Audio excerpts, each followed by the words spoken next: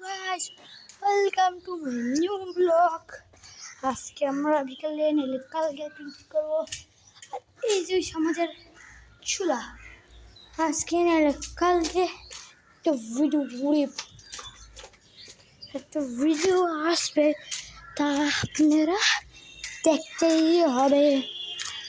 শুনেন, আর আমরা এখন রয়েছি সাথে।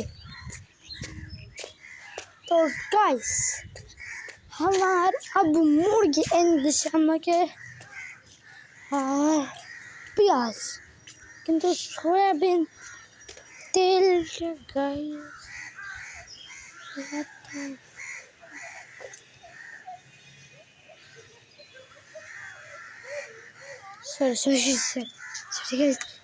সরি।